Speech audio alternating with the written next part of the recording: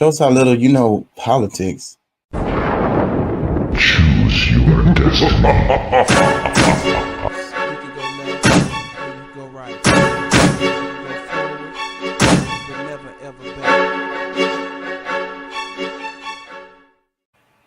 I want to hear your thoughts.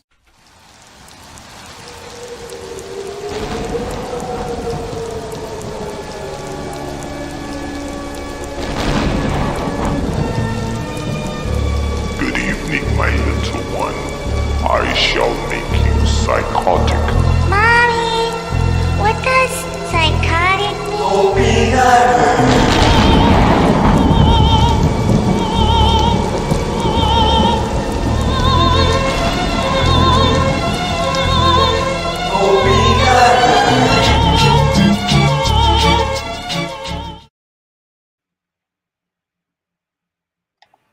I want to hear your thoughts. Choose your destiny. You can go left or you can go right. You can go forward, but never ever back.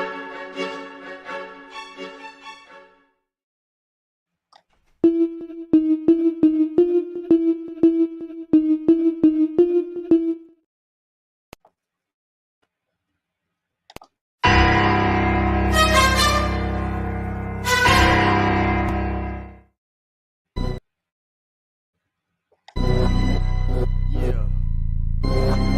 Woke up.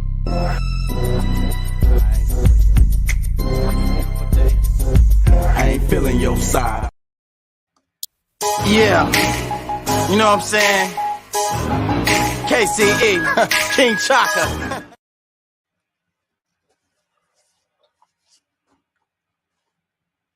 Hey, how y'all doing out there? How y'all feel? Remember, an educated public cannot be controlled. Learn to be active. The views and events expressed here are totally whacked and are not necessarily the views of anyone. ¿Cómo estás? Bien. ¿Podemos ayudarnos más? Sí, se puede. Remember, don't take my word for it.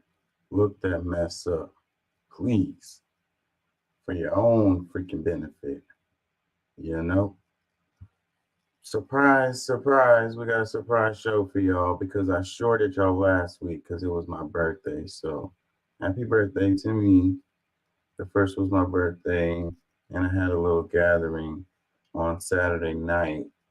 And that's the night I normally do one of the shows. So I shorted you guys a show, so I feel like I need to replace it. Also, we had like the biggest month in views for the show ever for September. September was the largest amount of views that we've gotten for the, since we started the show. It's like almost 100K views. And for me, that's a big deal. And so it's a celebration for me and for the team and for you guys who support the show. Really appreciate it. I really, really, really do. I have to figure out a way to, I don't know, we'll do a recap show or something. But because I only did the one show and mostly we spent all the time kind of arguing, I was looking at it today and I couldn't find much in there for clips. And the clips is how, we get the views here on this show. So I needed to do another show so I can have some clips for y'all. Anyways, how y'all feeling? Y'all feeling good? Let's start with a little democracy now. Get myself warmed up. And we'll go from there.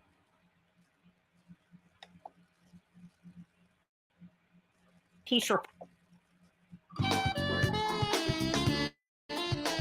Welcome to Democracy Now!, democracynow.org, the War and Peace Report. I'm Amy Goodman. The U.S. Congress narrowly averted a government shutdown Saturday just hours before a midnight deadline. In an unexpected reversal, House Speaker Kevin McCarthy agreed to a plan with Democrats and a majority of Republicans to keep the government running until November 17th.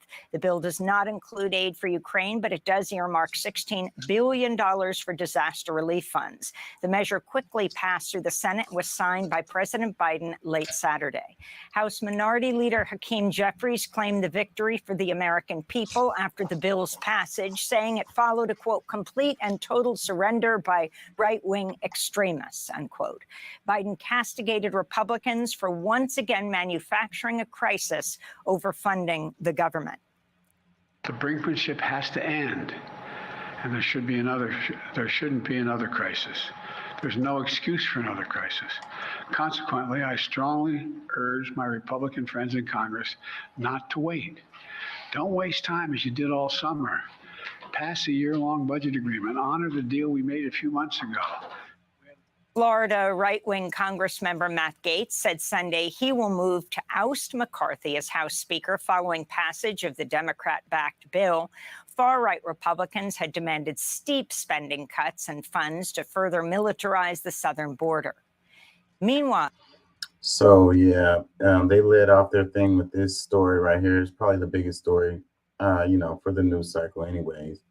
But yeah, so like this one, one thing that's bothering me about this whole thing is that I was trying to look at what's in the bill, and I have it. I might share it with y'all, but it's the whole thing, so we have to scroll through it.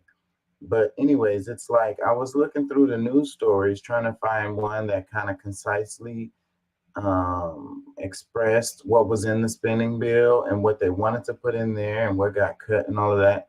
And it's like I couldn't find anything, and it's crazy. I think that's really revealing. It shows how our politics is. Like nobody really cares what's in the bill. They just hear what everyone is saying or whatever, and then they run with that or whatever. So and then it's a lot of misinformation out there because, like she said, let's take it back. Congress narrowly averted a government shutdown Saturday just hours before a midnight deadline. In an unexpected reversal, House Speaker Kevin McCarthy agreed to a plan with Democrats and a majority of Republicans to keep the government running until November 17th. The bill does not include aid for Ukraine, but it... Okay, yeah, that one. It doesn't include aid for Ukraine. So, and then there's misinformation related to that, where, some people are saying that it is or whatever. But then there was a news story that said, regardless of what they do with the funding bill, they'll be able to do the aid to Ukraine or whatever. But, I don't think that that's the biggest and most important part of it or whatever, And the parts that the Republicans were pushing for were cuts to social spending mostly. And that's what happens every time. And it's like what they said is like a created crisis. Like with all the things that we have going on, we want to have this government shutdown argument every year. I understand the importance of like being fiscally responsible or whatever, trying to, keep from spending being too crazy or whatever. But the craziness of having this possible government shutdown every year is kind of ridiculous, And then they just use it as a bargaining chip anyway. It's a political ploy, for one side or the other to try to get whatever they want to get done. And then what she said in here, she said the Democrat-backed bill, like it wouldn't be able to pass without some Democratic people voting for it or whatever. So, but you look at this right here, motion to suspend the rules and pass as amended. It says 126 yay for Republicans. So, okay, it's also Republican backed. You got 209 Democrats who voted for it, 1 against, and you got Republicans 126 for it and 90 against. So like saying it's a Democratic backed bill is kind of like misleading, I would say, because both sides had to vote for this. I mean, like the majority of Republicans voted for it, and for this to pass, they would have needed both sides anyway. So does earmark $16 billion for disaster relief funds. The measure quickly passed through the Senate and was signed by President Biden late Saturday. Another thing about this is it's only temporary. So coming in November, I want to say they're going to have to do this again because this is like a stopgap bill or whatever. It's not the full omnibus. So it's only going to last for like a month, a little over a month or whatever. And then we're going to go through this whole fiasco again.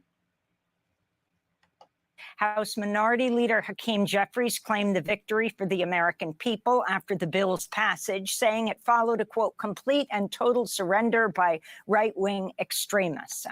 And that's politics too, a complete surrender by right-wing extremists or whatever. Like, you know, and see, they wanted funding to go towards the go towards the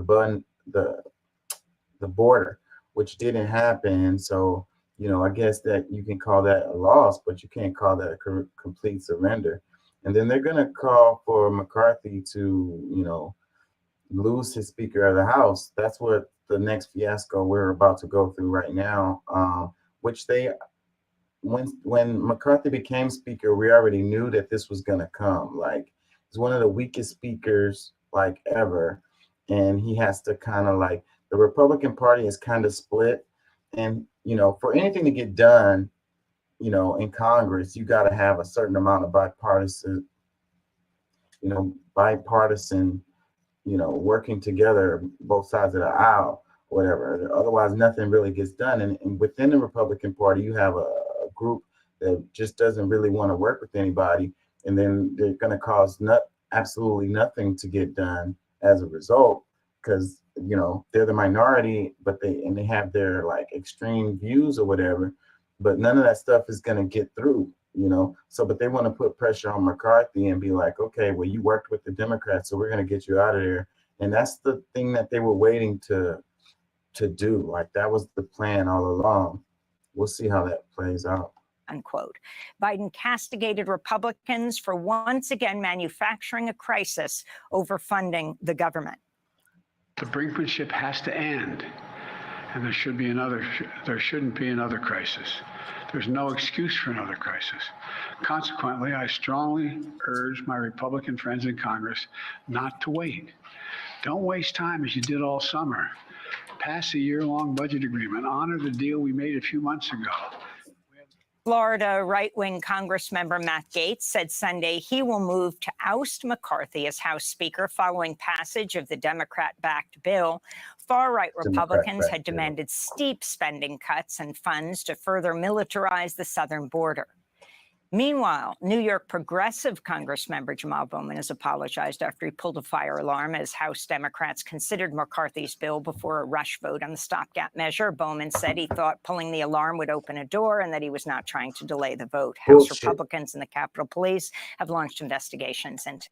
Yeah, so they're making this a big story or whatever. I mean, you know, hey, you can't do stuff like that or whatever. I mean, that's dangerous. Don't play around with the freaking fire alarms and shit. It could be a real fire, you know, that's not something to play with or whatever. But I get what, you know, his motivations or whatever. And then, you know, what makes me think about this is that I saw a meme earlier and it was talking about how like people have a problem with the protesters, the like environmental protesters, the ones who stand in the street or whatever, and they block traffic or whatever, and they want to justify like running these people over or whatever, like really being horrible like to these people because they're blocking their way. And I get it. It's like, okay, you're trying to get somewhere or whatever, you know, someone blocking your way is irritating or whatever, but I wouldn't advocate running over them. And at the same time, I don't really agree with this climate activism dealing with that. Like, what are they really planning to accomplish with that? So that seems kind of pointless or whatever. But on the other hand, you have the Republicans wanting to get done what they want to get done, and they're willing to shut down the whole government. And so the same people that want to run over people for standing in the traffic and blocking some people from getting to work or wherever they're trying to get to are the same people that support the Republicans shutting down the whole ass government. Like, that's a little bit more extreme than someone blocking the traffic. Okay, like a lot of people are going to hurt as a result of the damn government being shut down, people not getting paid, people not being able to pay their bills, like problems with the airport, problems with the national parks.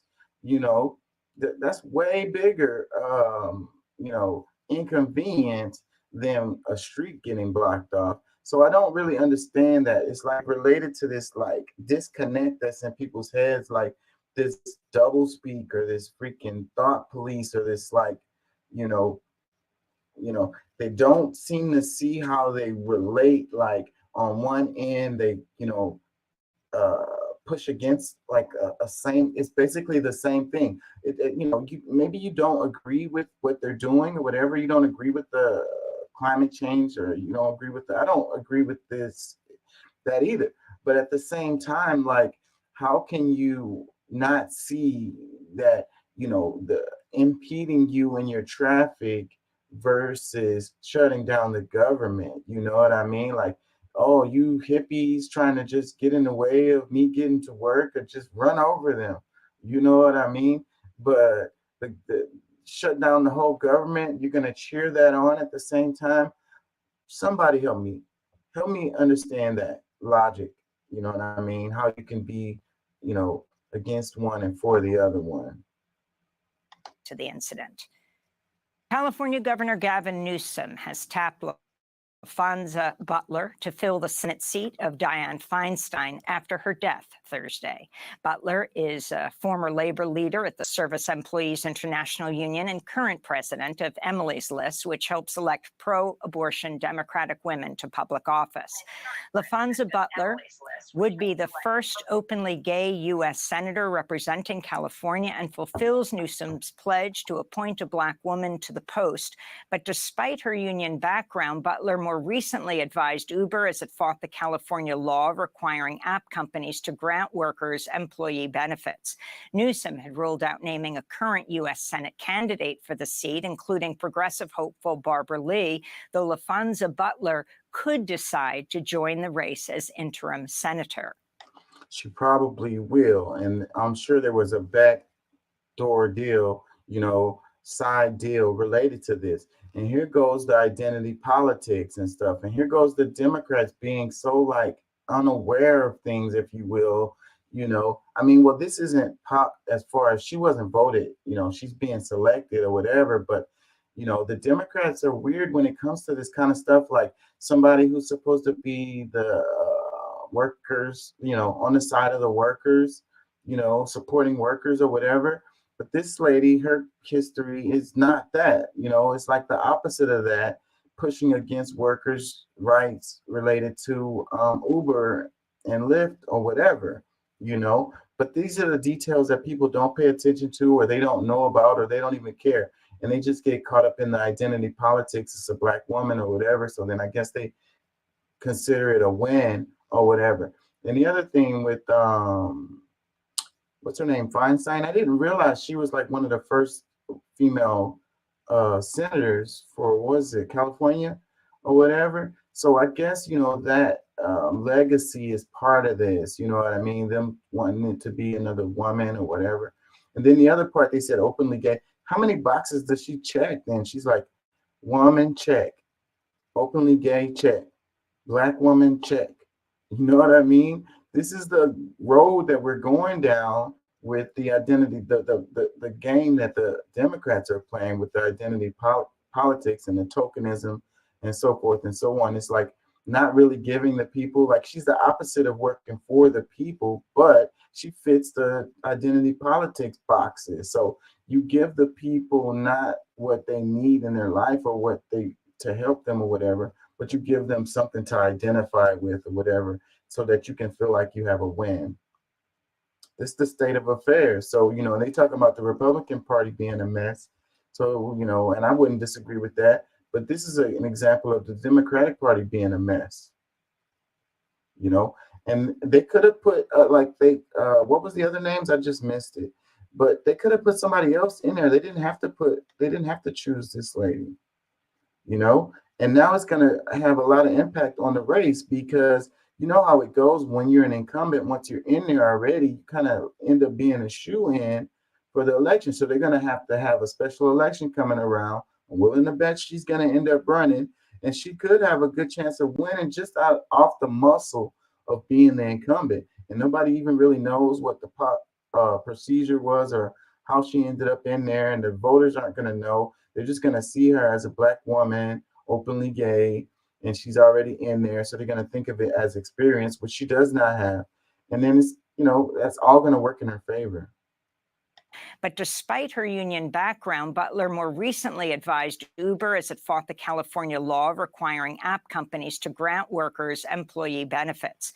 Newsom had ruled out naming a current U.S. Senate candidate for the seat, including progressive hopeful Barbara Lee, though LaFonza Butler could decide to join the race as interim senator.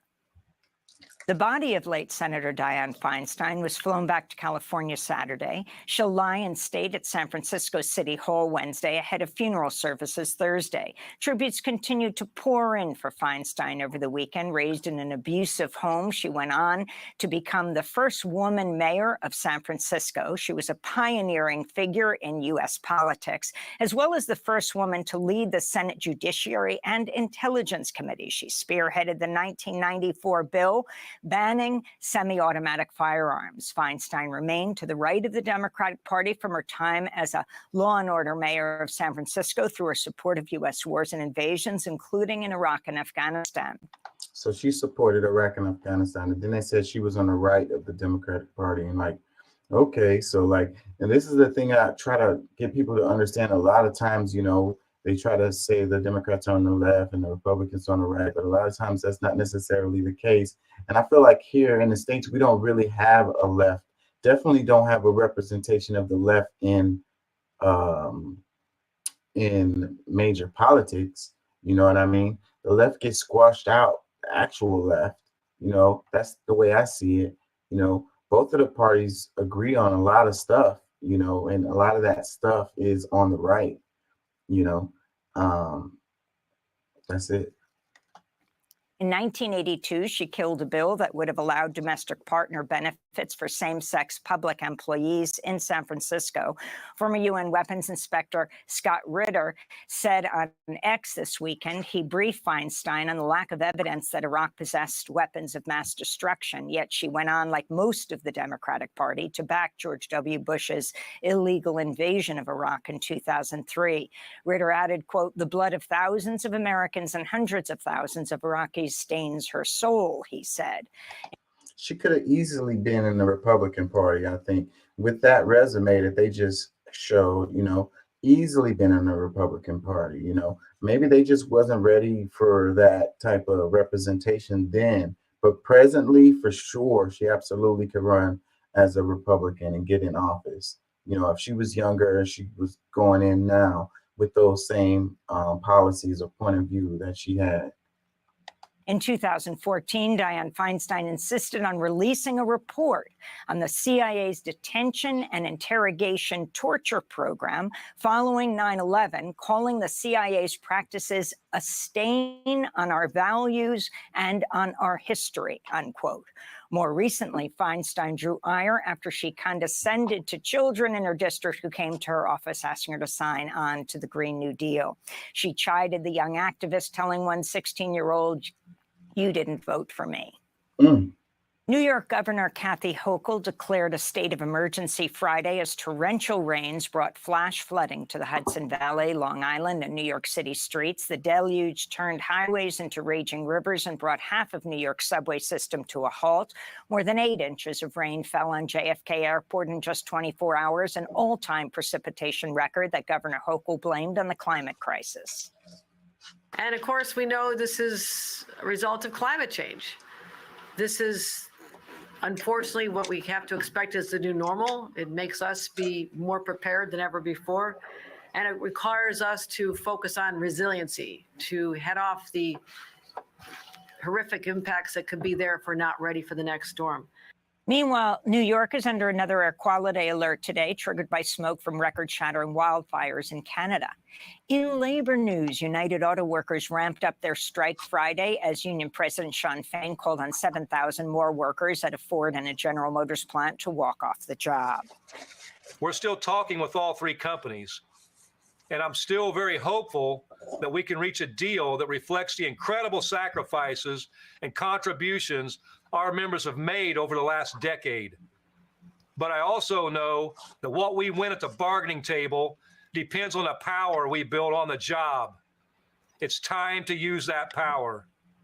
It's the second escalation since the strike against Ford, GM, and Stellantis began 2 weeks ago. Amid skyrocketing CEO compensation, workers are asking for a 40% raise, better benefits, and an end to tiered wages. Separately, some 4,000 UAW members who work for Volvo's Mack Trucks plants in Pennsylvania, Maryland, and Florida agreed to a tentative deal staving off a possible strike there. Meanwhile, 75,000 healthcare workers for Kaiser Permanente could go on strike from Wednesday through the end of the week after their contract expired over the weekend. Talks have failed to yield a new agreement as workers seek higher pay, better staffing, and improvements in their pension plans and other benefits. The strike would affect Kaiser workers in California, Oregon, Washington, Colorado, Virginia, and Washington, D.C. In Mexico. So it's going to be a healthcare worker strike joining. Is that what that is? I hadn't heard that. That's news to me. 2 Mexican migrants were killed Friday in a shooting near the border city of Tecate in Baja California state. 3 others were wounded. The group of 14 migrants were crossing the Cochuma Hill in the middle of the desert, a site that's sacred to local indigenous communities and a common route used by drug traffickers and human smugglers. Mexican officials said the cause of the shooting is not known. Harsh border policies have forced migrants heading to the U.S. border to rely on smugglers and crossing through remote and dangerous areas where they're vulnerable to extortion and violence from Mexican law enforcement and drug groups. In related news, at least 10 Cuban migrants were killed and over a dozen others injured Sunday after the freight truck they were riding in crashed on a highway in the state of Chiapas near the border with Guatemala. Another migrant from Ecuador also died in a crash in the city of Mexicali across the border from Calexico, California, after being taken into custody by Mexican immigration officials whose van hit a bus and then a utility pole. At least 10 other migrants from Guatemala and Colombia were also wounded in Saturday's accident. Damn. In Slovakia, former Prime Minister Robert Fico emerged as the leading candidate to head a coalition government after his Russia-friendly party won the largest share of votes in Sunday's parliamentary election. He's called for negotiations to end Russia's war in Ukraine and campaigned on a pledge to halt arms shipments from Slovakia to Kyiv. He previously said allowing Ukraine to join NATO would mean the beginning of World War III. On Sunday, Fico said a top priority of the new government should be to crack down on asylum seekers and migrants crossing Slovakia's border with Hungary. Well, that's one government that's like, we're not trying to send a bunch of weapons over there. You know, it was left off of the spending bill, but that's a temporary spending bill that we just passed to keep from the government shutting down. But I'm willing to bet that once they go back to the table and finish voting on this bill to fund the government for the next year, I'm willing to bet it's going to be funding for Ukraine in there. And it's funny how she used the terminology of, she said Kyiv instead of saying Ukraine. I wonder why. One of the government's first decisions must be a government regulation to restore border controls with Hungary. And yes, that's all there is to it. And I stand by it. It won't be pretty pictures. Force may be needed to solve the migrant problem. The Liberal Progressive Slovakia Party, which came in second and supports arming Ukraine, said it'll try to form a coalition government to prevent Fico from taking power. In Spain, right-wing opposition leader Alberto Núñez Feijóo has failed in his bid to form a new government, clearing the way for acting Prime Minister Pedro Sánchez to win 4 more years in power. In order to clinch another term, Sánchez will need to win the support of 2 Catalan parties who are demanding amnesty for hundreds of Catalan separatist activists arrested during mass protests in 2017. This is a pro-independent student activist in Barcelona. if he wants to respect the Catalan nation, he has to do some steps to go for the amnesty and for the self-determination. So he has to choose if he wants to put Spain back to the right and the extreme right parties in the power, or he wants to progress and go for the future and respect the Catalan people. Voters in the Maldives have elected opposition leader Mohamed Muizzu as president of the Indian Ocean archipelago. He won 54% of the vote in Sunday's runoff election, defeating the incumbent president, Ibrahim Mohamed Solih, who cultivated strategic ties with India. Mohamed Muizzu oversaw several Chinese-funded infrastructure projects in the Maldives and is more closely aligned with Beijing. In California, protesters gathered in the city of San Pablo Saturday to condemn the proposed construction of a $43 million police training center and shooting range. The city northeast of San Francisco has already fenced off a massive piece of land where the complex will stand, directly across the street from the San Pablo City Hall. Protesters invoke the fight to stop Cop City in Atlanta, where dozens have been charged with domestic terrorism over their opposition to that site. This is a San Pablo demonstrator speaking anonymously for safety. Wait, so this is the direction we're going in. We're gonna have these cop cities popping up all over the nation. So, we got one coming on the East Coast, and so now we're gonna have one on the West Coast. Is that what it's gonna be? This is the new wave. It's no wonder that after 2020 and the most massive sort of upsurge of anti-police antagonism in the United States, that the proposed plans for police training facilities are popping up all over the country, right? So they want to better prepare, basically, for counterinsurgency, to better prepare to police and murder Black and brown communities and people who seek to establish their freedom. Donald Trump arrived in New York City Sunday night ahead of his appearance in court today for the start of his civil fraud trial. A judge last week agreed with New York Attorney General Letitia James that Trump, his two sons, and the Trump Organization unlawfully inflated the value of their assets to obtain favorable loans and lower insurance rates. James is seeking $250 million in damages and a ban on Trump doing business in New York. Meanwhile, in Georgia, Scott Hall, one of Trump's co-defendants in his election interference case, pleaded guilty to 5 criminal counts related to efforts to remove and tamper with election equipment. Hall, a Georgia bond bailsman, is the first co-conspirator to plead guilty. As part of a deal with Fulton County prosecutors, he's agreed to testify in future proceedings and receive 5 years probation along with a fine of $5,000. Oh, that sounds like he's going to be singing like a bird. He's already pleading guilty or whatever. And, this is early. And then he's going to testify. So then what is he going to say, in his testimony or whatever? How is that going to affect Trump's case and the other people that's indicted with the RICO charges in Georgia? Dun, dun, dun. And the Nobel Prize in Physiology or Medicine has been jointly awarded to doctors Catalin Carrico and Drew Weissman, whose work led to the development of the mRNA COVID-19 vaccines. That technology is now being used in research for other illnesses, including cancer. And those are some of the... See, you could read between the lines between that. These people are the ones that get the prize. They came up with the mRNA technology. Just so happened to be, around the time, when we had this pandemic going on. I'm scared to talk about that. I ain't gonna lie. I mess around and say the wrong thing, and they're gonna freaking delete all my channels. Anybody in here? I don't want to be missing any comments. Hold on, let me check my screen here. Okay, we're good. Let's read some comments underneath this. It says, when will these politicians do anything good for the country? Start focusing on the welfare of the people and the society will correct itself. America, we deserve better. I like that comment because, focusing on, American people is what, they're really supposed to be doing. I saw this thing where they were showing how fewer and fewer bills are coming up and getting passed or whatever. Like they're getting less and less done. You know, all we hear about is the bickering of like trying to impeach someone or related to the spending bill or whatever. And that's all the stuff that they're working on. And that's not really doing anything to help us. You know, we have a lot of issues here that could be worked on and fixed. And we vote on these people to represent us and to try to make things better for us. But it seems like they're spending less and less time actually doing that. Another comment says, kicking the can for another 45 days is yet somehow a glorious victory for the American people. Exactly. So talking about the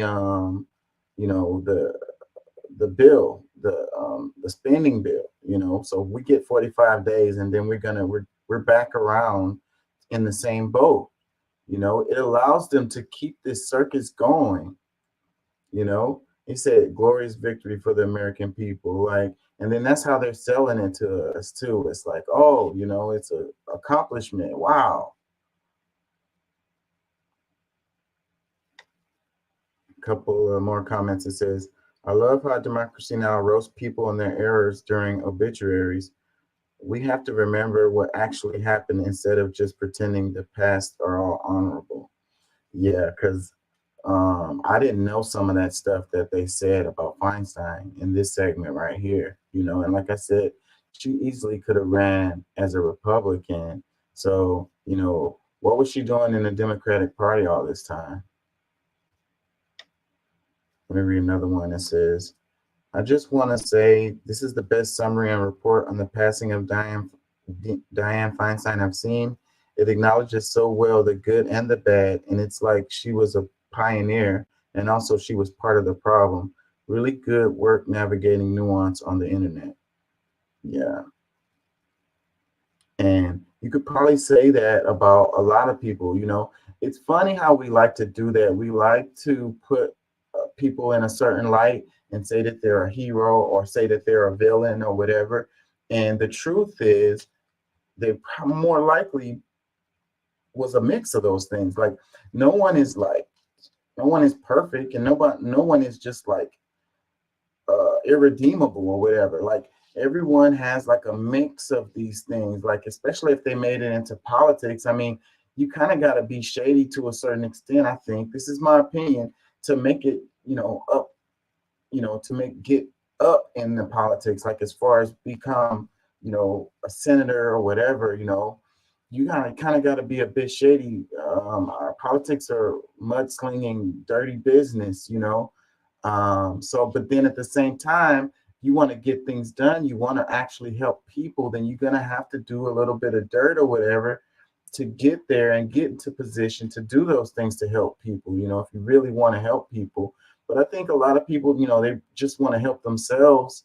And that's what we end up with, a bunch of people that just want to help themselves. But again, like I say, no one is just completely a villain. It's nuanced, it's complicated. We like to simplify things. The media loves a tidy headline. You know what I mean? Nice clickbait. And you can't put nuance in a clickbait title. So you can't put nuance in a 15-second sound bite, and that's what our whole media is, especially the news. It's just clickbait and sound bites. Get people emotional, and meanwhile, no one's informed. Like I was saying, I was trying to look for a news story that was actually showing what is in the spending bill, and I couldn't find anything. I had to go to the actual bill, and it's like a bunch of pages. Like, I'm gonna have to sift through it. Let's read another one. It says,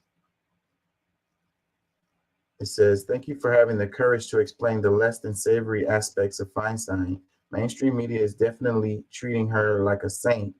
Even more progressive representatives are. Yeah, that's what happens when someone dies, They're either a saint or a villain, like I said, Another comment says, other unions have gotten the 40% total term salary increase. The UAW should hold firm. The other unions, what are they talking about? Another one, it says, what is happening in the United States? Another cop city. This is insane. Looks like they're spreading across the nation. Looks like that's going to be the future. I wonder, what is it about? What do we really need these training facilities? Is it a way to just funnel money? Is that what it's about? Is it about people protesting, or is it about like them worried about an uprising, like a civil war type of deal, like civil unrest? What are they getting ready for? Another comment, it says, thanks to Democracy Now! And Scott Ritter for keeping it real about Feinstein. Now, if you can level such simple truths against our current magistrates and noblemen, you might actually achieve something. Yeah, so once someone dies, then I guess you can now tell the truth about them, but while they're alive, it's kind of like, I go to school and I study history, and, anything that's within like 50, let's say about 20 to 30 years of history is considered, what is the word I'm looking for? It's controversial. Even stuff that's actually true, actual facts, easily look up, easily Googleable. This stuff is considered controversial. And in school, they can't teach anything that's controversial. So all recent history is controversial. That's kind of strange, when you think about it. So, but then it's like to keep the people uninformed, or to keep the people misinformed. You can't educate them about recent history. Once it's 50 years old, then we can talk about it. So, but then it's like at this point, we can't really do anything about it. It's like old news. It's actual history. It's like it's over. But teaching people about what's actually happening while it's happening gives people an opportunity to, maybe make a difference. Let's read another one. It says, in Canada, Manitoba has made it possible for people to vote at any polling station across a province that's nearly the size of Texas. There are many American jurisdictions that could take this as a good example of democracy in action. We could definitely simplify the way we do our voting. I think that a voting holiday would be a good idea. It seems like we don't have, they don't want to have more voting. Like, it seems like they want less people to vote. It's, they don't make it easier, they make it harder. We already don't have that much participation. It's a lot of people in the nation, and only a percentage, less than half, actually exercise their right to vote. I think that maybe we would get better representation. I don't know. I think that if people were more like politically knowledgeable, if they felt like their vote actually mattered and actually counted, and you made it more accessible to them, I think that's what you would want, right? But it seems like that's not what they want. It seems like they don't want educated people. They don't want people to really know what's going on in politics, and they only want a few people to vote. So then, so it's only for certain people, the elite, if you will. The rest of us too busy paying our bills. Like, if we gotta choose between losing hours at work and going to vote, a lot of us are just gonna go to work because we gotta pay our bills. And that vote, I mean, it matters or whatever, and we really want to participate, but we have to make decisions.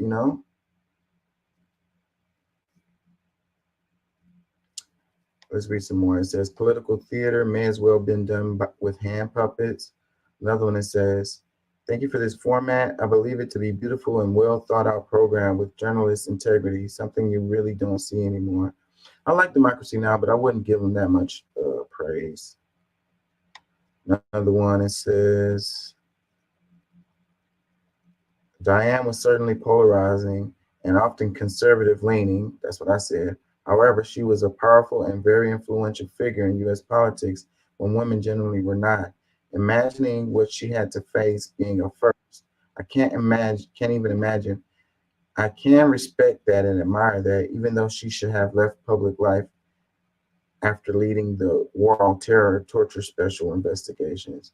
Well, there's a bunch of people that's still in there right now who You know, we haven't even gone down that road of like, you know, we were misled. They told us stuff that wasn't true, weapons of mass destruction and all of that. We still haven't reconciled with that, you know. No one's been held accountable and no one's been shunned or anything. A lot of those politicians are still in there.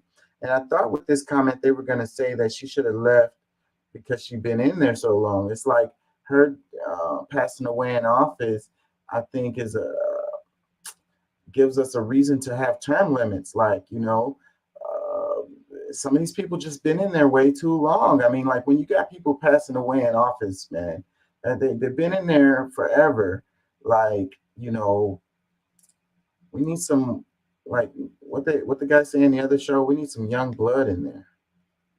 You know, we need some term limits. You know, you shouldn't be able to be in there for like 50 years. Like, and that's where corruption comes in too. You know, you've been in there so long, you develop these relationships with people, you know, and you become accustomed to a certain lifestyle. And if everyone around you is shady, at some point, you know, you could have came in there, hoorah, I'm gonna save the world and all of that, and then you just get bogged down with all the red tape and bureaucracy, and all of your peers are doing shady stuff, and then they get rewarded for shady stuff, and then you get stepped on for trying to do the right thing. At some point, you're just gonna be like, man, I'm just gonna go along and get along, take care of my friends and family like everyone else is doing. What's up, Doc? How you feeling, man? Thank you for joining. Yeah, I just noticed it popped up. I'm like, oh, wait a minute. It's a Monday. Yeah. Hold on a second. Yeah, so it's 12 years representative years. Yes. Hold on. It says 12 years representative, 12 years Senate, 8 years president equals 32 years. Who is that? Is that Feinstein's legacy? Or is that Biden? That dude's been in there way too long, too. Let's go to Instagram. I want to make sure I cover certain stuff here. I need some clips. Okay, my roommate's worried that she might be getting followed. I'm going to step out on the patio real quick so I can keep an eye when she comes in. All right, man. What happened? My screen is freezing up. Give me a second, y'all. What is happening? Let's refresh this. Yeah, I want to make sure I cover certain stories here. I got a few clips in here. What is going on? Do I need to reopen this? Oh, it's going now. It looks like it's doing something. Okay, let's go into this. We're sharing. Yes, we're sharing. Let's go into this right here. That bedbugs have infested Paris's transport networks and the wider city. The race is now on to exterminate the bugs with less than a year to go until the Olympics. From metros to high-speed trains, videos have shown them taking over some cinemas and even Charles de Gaulle Airport, which is making for an itchy situation as France prepares to host the rest of the world next summer. French officials are preparing to take measures. Oh, shit.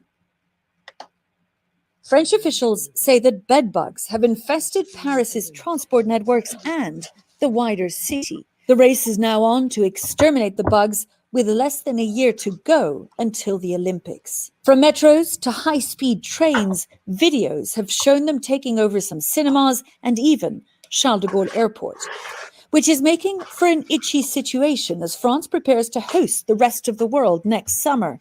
French officials are preparing to take measures to contain the scourge, with transport operators gathering this week to try to find ways of getting rid of the pests.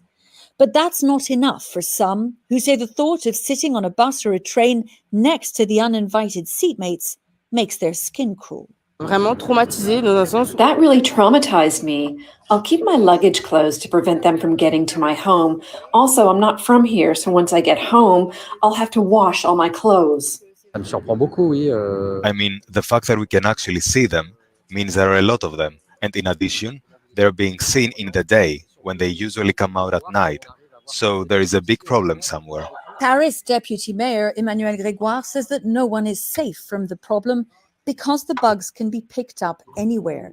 A recent government report estimated that about 1 in 10 French households had bedbug infestations between 2017 and last year. Though some fumigation companies say business is higher than usual and more urgent. We've had customers calling us up crying, desperate for a solution. And it's very, very costly. When you have to throw away all of your bedding, when you have to undergo works in your apartment. And so you get into a sort of paranoia. And whilst bedbugs may be a growing nuisance in Paris, health experts say that they're not considered dangerous, causing merely itching and rashes. And their numbers are increasing not just in the French capital, but around the world, as people travel more and the bugs become more resistant to pesticides. An irritating problem, but not one, say French officials, that should pose a threat to the upcoming Olympics. Their plan?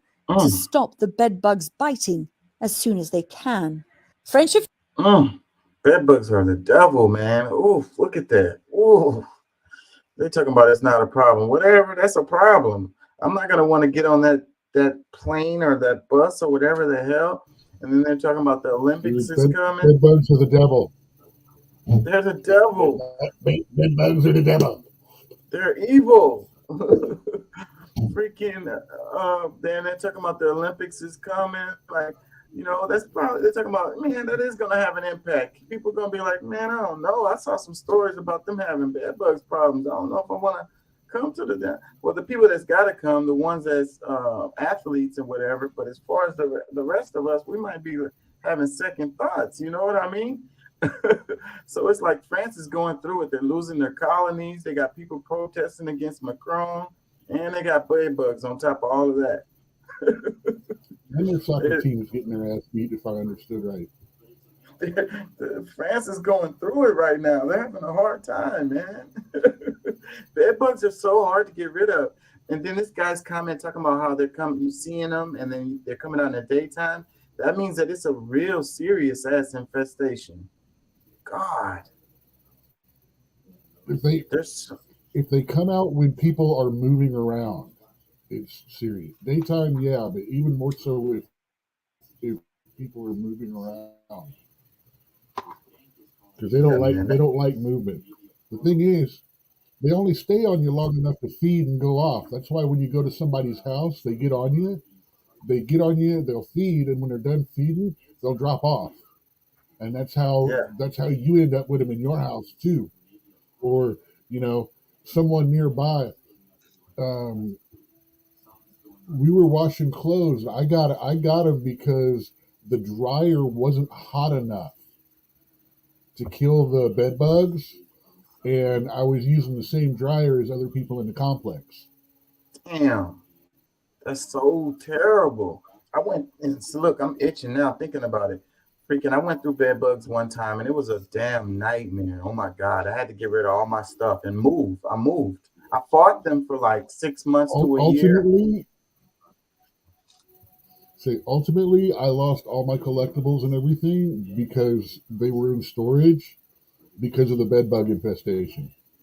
I had to stick them in storage. You got to stick your stuff in storage for like a year and a half or longer. Yeah, man. And then what you said about so them, they don't have anything to feed on.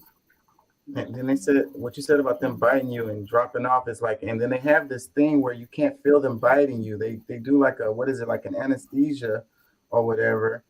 So you don't feel the bite until like mosquitoes do. Yeah, so you don't feel it until later. That's so why you don't. They could be. Ugh, those things are the devil. Let me read some comments. CNN posted this. It says France is working to eradicate a widespread bedbug outbreak prior to hosting next year's Summer Olympics. It's funny how they put the Summer Olympics in the in the headline.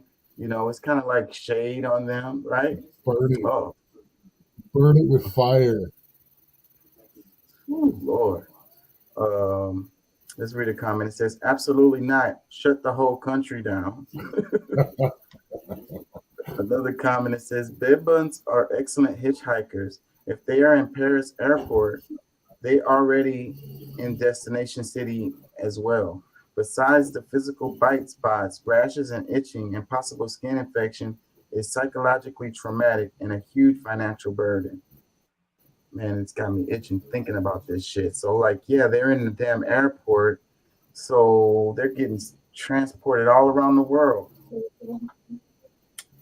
Damn. France is infecting the world with bed bugs. Let me read another comment. It says, is it because they use perfume to cover body odor instead of soap? Oh, that's shade. But that doesn't have That's anything to shade, do with but for statement of truth here and disinformation, the cleanest and the dirtiest people can have bed bugs, yeah, just like that's what I was about to cockroaches. say. It's Yeah, that's what I was not about to just a say. matter of cleanness and stuff like that. It's a matter of getting them. Yeah, because And they just cockroaches come in grocery bags, in cardboard, in the cardboard boxes you get in the mail. I mean, you will have. I've seen people with multi-million-dollar houses, less than a year old, already have start showing a couple signs of roaches. yeah. Same neighborhood, bed bug.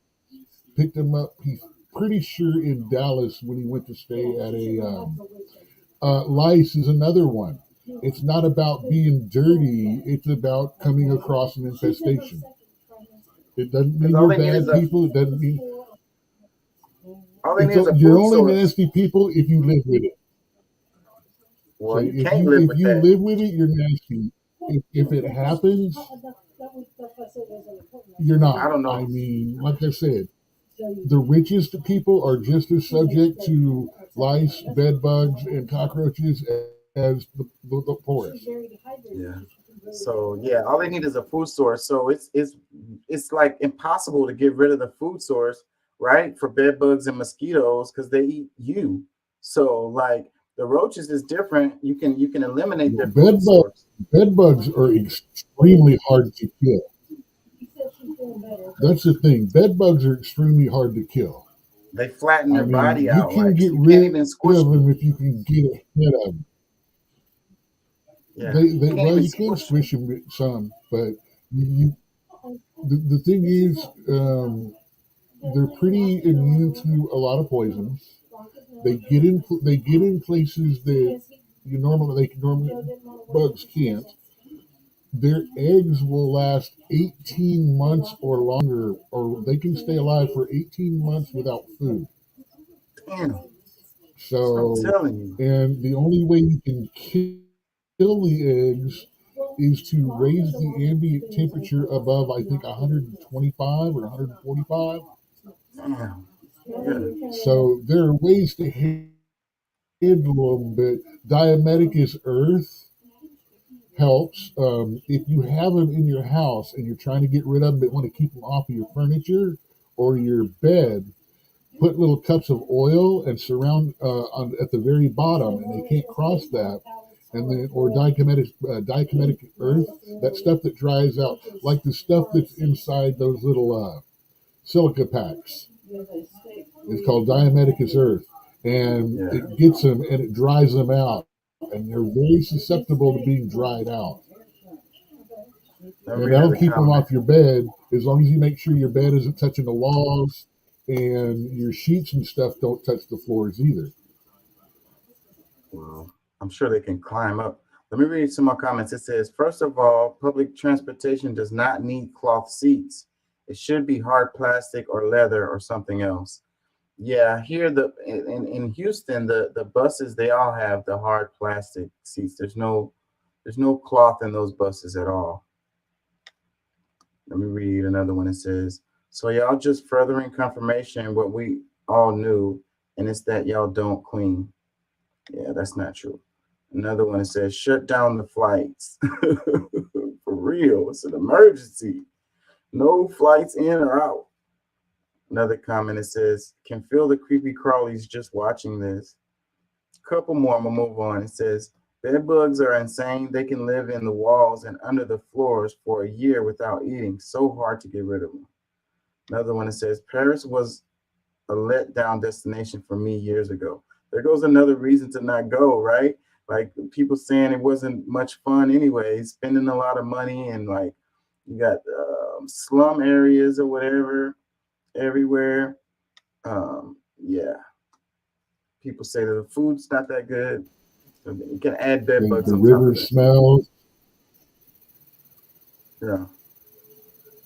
One more. It says They're still that can't. they've still been around longer than the society 1,000 years for us, and still don't use deodorant. Yeah. Well, could be a cultural thing. Different places around the world, people have, and a lot Yeah, of people have, it's a cultural thing. and a lot of people have valid problems with. I was gonna say people have valid problems with them because of all of the chemicals and stuff that they put in the deodorants. A lot of them are just really not good for you. They're not good for your skin. Okay, I'm not. I could care less about deodorant. All I care less is when you walk by me, your smell doesn't hit me like friggin' Mike Tyson's fist. Yeah. Let me read this one. It says that can't be contained. Even if someone fumigated their home, when they go out into the world, they risk recontamination. They shouldn't be allowed to travel before it spreads even more. The fact that they're being seen and during the day is saying they're a different breed. Said bread. A bunch of typos in there. Make it hard for me to read when they put all those typos. People should take a second. Let's do this one real quick. It says Florida ranks 45th nationwide. The guy, You're breaking he can't up. be that bright anyway. He's saying that we should. He was saying we should ban the country. Yeah. Let me read this. It says we should ban the country. Yeah, I don't know how you're gonna do that. Let me read this. It says Florida ranks 45th nationwide in student funding, which has left teachers and staff paid amongst the worst in the nation. Florida ranks 48th in nationwide for teacher pay, down from 36th in the nation 13 years ago. It says FEA President Florida's voucher experiment has failed. So 45th in the nation in student funding. And it says, which has left teachers and staff paid amongst the worst in the nation. Florida ranks 48th nationwide for teacher pay. Dang, it's like they are all the way at the bottom related to that. It's only a couple of states that's, can be below that. Let's read a couple of comments. It says, it was never going to work. These fools don't care about governing. They literally do everything they can to break the system. Gross mismanagement, gross misconduct, corruption at its worst. It's time these anti-American fascists get held accountable. They hate America so much, they should go to Russia. They'd love it there. Another comment, it says, they already have us as wage slaves. They've completely destroyed the middle class. They won't stop until total serfdom. Let me see. Another comment, it says, it hasn't failed. This was the goal. Another comment, it says, what do you have to say on this? Nothing, I'm sure. Too busy talking about woke, which is nothing but your big steaming pile of caca. Yeah, so like Florida is really hardcore in the schools. They're like leading the charge when it comes to the restrictions of the books and the whole things related to like the diversity, equity, inclusion stuff, the stuff related to the like anti-woke stuff that they got going on. Like, teachers can go to jail for teaching certain subjects or whatever. Florida. And now on top of that, they don't even pay the teachers. They pay the teachers the worst, and then they fund the schools the worst. Not a good look, Florida. Not a good look. Do better. Let's play this one. The customers don't see the human side of it at all. They hit a button on their phone and then they expect their food to just show up at their door half an hour later. There are roughly 65,000 app-based delivery workers in New York City. Together, they make up the largest delivery workforce anywhere in the country. They're mostly immigrants, mostly undocumented, and right now they're on the front lines of a revolution in the gig economy. While the delivery industry is booming, these workers are now struggling. Los Deliveristas Unidos are demanding better working conditions. Minimum pay rate of $23.82 an hour. First of its kind in the country. In 2021, the Deliveristas made history when they secured a minimum wage of $24 an hour. Or at least that's what was supposed to happen. We were supposed to be here celebrating the minimum pay, and guess what? We're not. The Adams administration has failed to meet the deadline to enact the minimum pay law. The minimum wage was legally scheduled to go into effect by January of this year. Now it's May, and delivery workers are still waiting. So what happened? How did the tide turn against the deliveristas? This is a story about the dark side of the gig economy, about how companies like Uber Eats, DoorDash, and Grubhub are finding cutting-edge ways to exploit the most vulnerable workers, to turn them against each other, and how against all odds, the deliveristas are fighting back.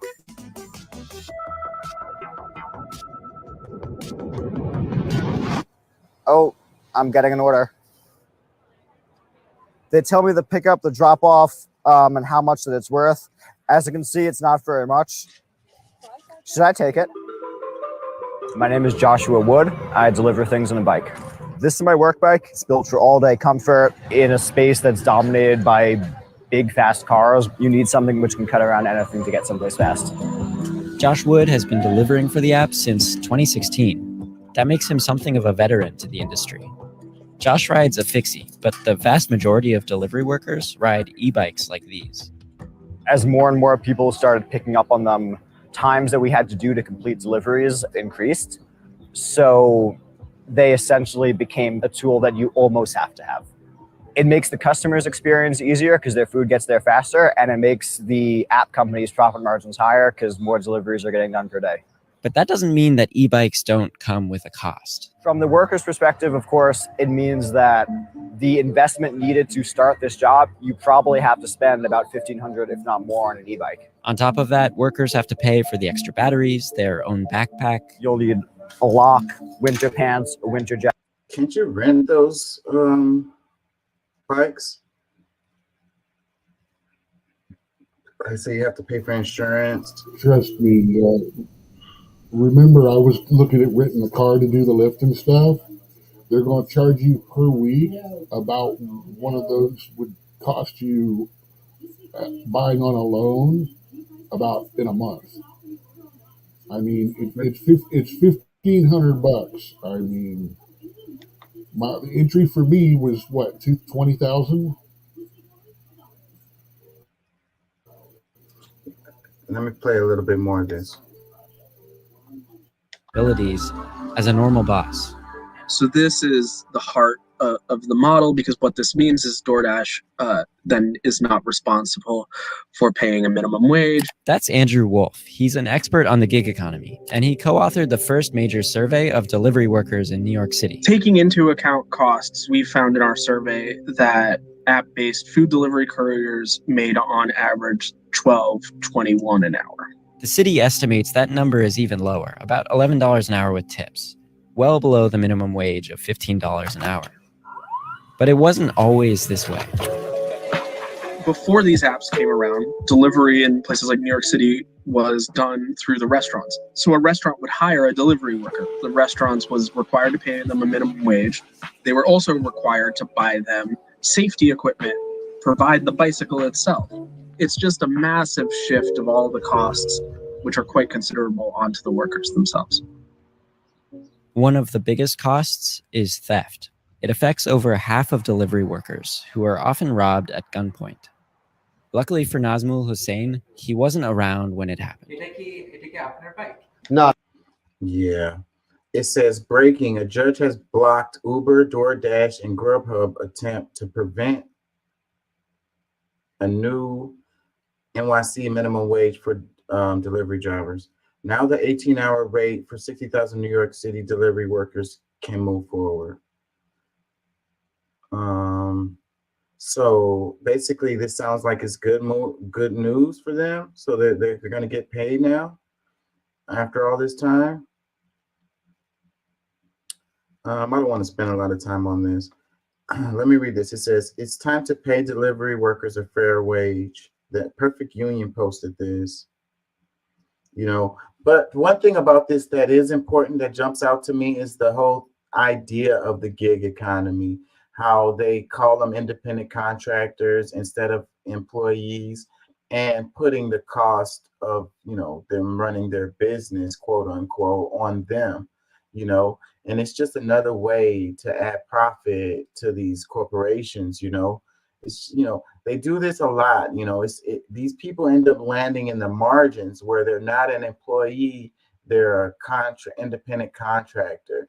And that happens in a lot of different segments, sectors, like construction, like, I can't think of many off the top of my head right now, but like, instead of hiring them as an employee, giving them health benefits, giving them time off, giving them like, any kind of benefits at all, it's like, because they're an independent contractor, it's up to them to make sure that they get time off and they get health care or whatever. Because it's like, oh, you can work whenever you want to or whatever. But what happens is these people end up working all the time because that's what they have to do to be able to make enough money to live. And because they take time off, they don't make any money, and they still have to pay their bills. So if they were employed by an employer and they take a vacation, then they'd have to pay them, for that vacation time, like sick days or vacation days or whatever. Like, you worked a whole year and now you should be eligible for a week or 2 weeks or whatever, 3 weeks of paid vacation, but they get to avoid all of that stuff. So it's just another way. A lot of these new types of companies are coming up. Their business model is this way, where they don't really have any employees hardly. Everybody is independent contractors, and then it's just a new business model that works for, investors. You know, it works. It works for them. That profit model that it works. So that's what's important about this one. Let's read a couple more comments. It says, we need to update the federal minimum wage and unionize all jobs. But even if you updated the federal minimum wage, these workers wouldn't fall in that because they have the distinction of independent contractor. So they wouldn't even be in that. Another comment, it says, literally, the business plan of 95% of these tech companies is scale and exploit. They need to scale quickly to become pervasive in the economy and then exploit. They cannot survive as an actual business otherwise. So that's a really good comment. And that's what I'm saying. Like, a lot of these business models aren't actually, like you say, it's not profitable. It's not, if it wasn't for, their ability to exploit people. Like, I think that if your business model doesn't allow you to pay employees like a livable wage, then you don't really have a business. You shouldn't be able to run. And then they become so big and they become like a monopoly and they squash out the other guys. Like the yellow cab, like the cab drivers kind of got squished out by Uber and Lyft, in that same kind of way. So they go in and they exploit a business that's already like present, a certain way of doing things, and then they get in there and take over because they don't have the same overhead. Like Yellow Cab had a huge overhead, and so they can't even compete with Uber and Lyft. And now the cab companies are pretty much out of there. Like some weeks ago, I had my car broke down and I had to go put it in the shop, and I needed a ride to go to the car repair shop, and I didn't have my bank account was kind of messed up at the time. I needed to go pick up my check. So I didn't really have money in my account. So I needed a ride. So, but you know how these, Lyft and Uber, it comes out of your account. So I wanted to do like a cash. I had cash. So that's what I wanted to do. I wanted to pay cash. So I was trying to find something that I could do it that way. And I tried to do yellow cab, and it was like an hour or something like that before they never showed up. I ended up using Uber because my sister gave me a gift. It was like a Uber ride gift or whatever. Like I didn't even know you could do that, but she gifted an Uber ride, and I was able to use that to pay for my trip or whatever. So like paying cash for the trip, I couldn't even do it. I was there for like 45 minutes trying to figure out how to pull that off, and it didn't work out. So I guess that's the other side of this, is like us going into this cashless society. You can't even pay cash for a ride anymore.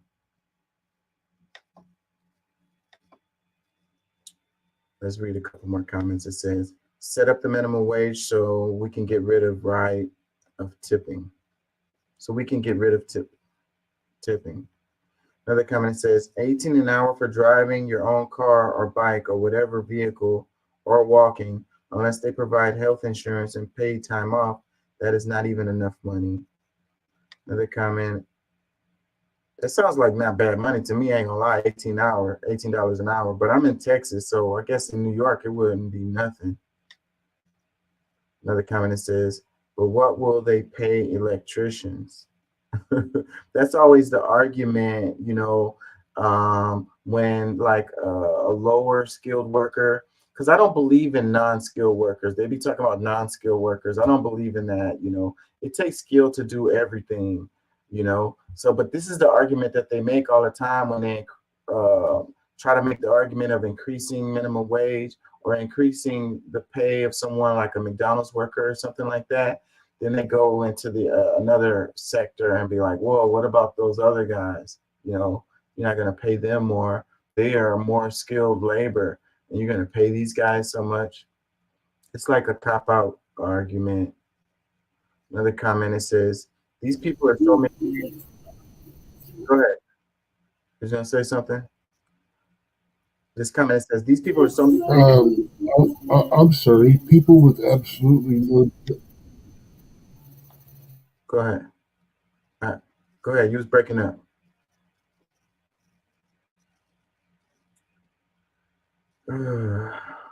It says, these people are so mistreated. I hope they get what they are asking for. It is earned and well deserved. Another comment, it says, super easy solution.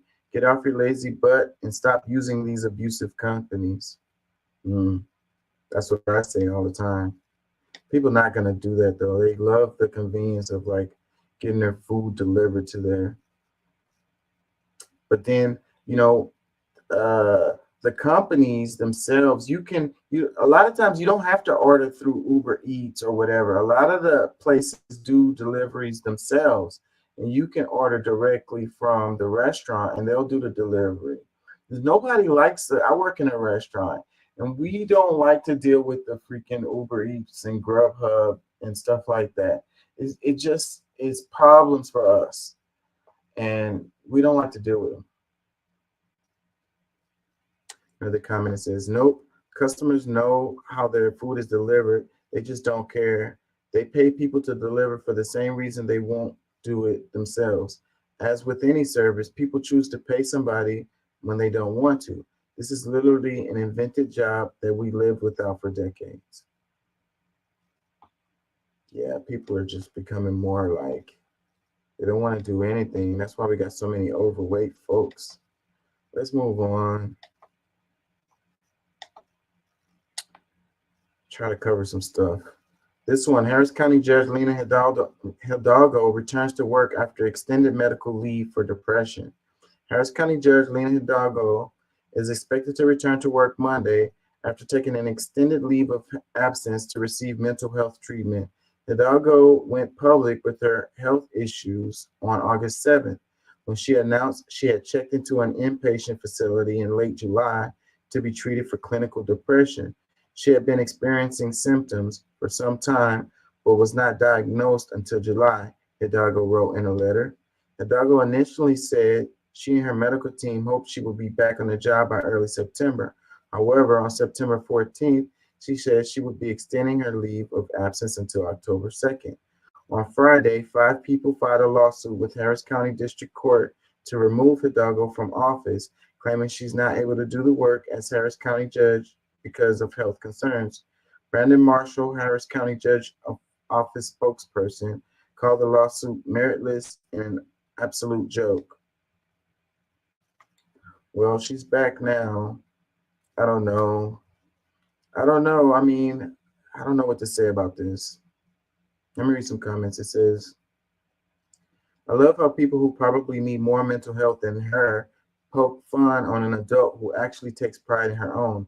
I mean, if I had to fight against the crazy making behavior of a GOP that created a national election lie and wasted tax dollars to target LGBTQ people because they are scared of the gays and minorities, would make any reasonable person suffer from depression. Please note, this is reasonable people who do not have to pee on an electric fence themselves after just watching someone else do it unreasonable and willfully ignorant that caused the problem. This state just banned HOP on pop from schools for fear it will promote violence against fathers, because that clearly is what the counter and hater believe is reasonable. That is crazy making behavior. I can't read today. Another one. Cute, I can have my tax dollars back for the time she wasn't at work. Another one says, welcome back. I'm so glad you took the time you needed to care for yourself. Another one that says, the bullies on her need to get some help. Yeah, so it's a long backstory with this. You know, she has been going through it or whatever. Another one that says, she knows she cheated, was running scared. Another one that says, she hasn't done one thing right, good for nothing. It says, it's commie time, her probably. Vacation. Did she take her medication today? I don't know. I don't like the jokes about however you feel about Lena Hidalgo or whatever, but like mental health is a real thing, you know, and we have to take that serious. And I think all of us need to take a step back sometimes and give ourselves a mental break. You know, this work, you know, hustle culture that we have here is not healthy. You know, spending time with family, spending time outdoors, you know, we all need time, you know, mental health breaks. We need to all take our mental health more serious. Making fun of people and joking and laughing at them because they're saying they're having mental health issues is not cool. And I don't condone that behavior, like no matter what side you are on that. Let me go to, what happened to Doc? Let's go to Twitter.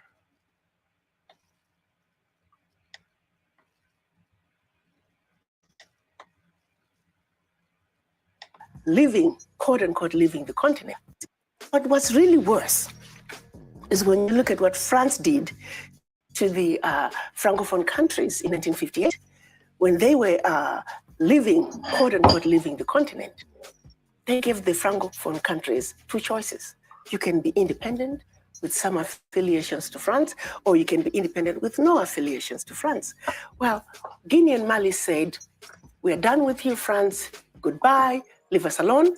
That's how we had the first ever known union of any African states. They went into those 2 countries, took everything that they thought they had brought to them. History tells us they even took the last cup, teaspoon, chair, and proceeded to pour concrete into the sewage pipes, completely devastating the 2 economies, simply because they refused to be affiliated to France. But what they did also, the Sékou Touré, then president of Guinea at that time, he looked at the pact that France was making the Francophone countries sign. It was called the Pact for the Continuation of Colonization. He refused to sign it. How many countries in Africa? Now we are sitting at 14 Francophone countries that are still held on to this pact. The Francophone countries were told because we brought you the idea that you can sit at a table and eat with a fork and knife. We brought you tea. We built some roads and told you about going to school. We're going to call that colonial debt. So there's a fee for that, and you need to pay for it. They were also told that you must speak French as your official language, and it must be your language of instruction in schools, and we will be the one to design your educational system. And then also your money. 85% of your bank reserves, you will keep them, you'll deposit them with the French bank, and we will take that money and invest it in the French stock market, but we don't have to tell you what the returns are on your money. So collectively, all the Francophone countries that signed that pact, their funds, the 85% of their bank reserves are invested countries, under French name. So yeah, you think colonialism is over? Like France still has colonies. They just don't call them colonies anymore. Let's read this. It says, France has come under fire lately for its exploitative relationship with its former colonies, quote unquote. Nigerians are the most recent to oppose any relations with France, which has continually overexploited the country's natural resources. Former African Union Permanent Representative to the United States, Dr. Arikana Chihombori Kwayo, breaks down the history which led to these strained relationships and how France developed a pact with some former colonies to ensure its continued dominance over them. She also explains how those who refused to sign the pact were punished. I can't read today. What the hell? Let's read some comments. It says, slavery without chains and making an utter lie of the famous cry, liberté, égalité, fraternité. Okay, I guess I need to learn French. Another comment says, oh my God, France is so wicked. Another comment says, Dr. Arcana is so passionate about this topic. She really is on a mission to tell everyone about how evil France is, and she has done a splendid job. God bless her. Another comment, it says, this woman has really exposed France. Thanks to her and a lot of West African youth, now we're beginning to see the truth. Couple more comments says, France, the Africans have woken up and we say, get off our continent, you thief. Another comment says, and yet Africans will sell their souls to just sit next to white people. The whole continent absolutely worships the ground that white people walk on. Yeah, I don't know how true that is. Let's see. There's some Trump clips. Wait a minute. I think they're in here. Let's go back to this. Let's go back to this.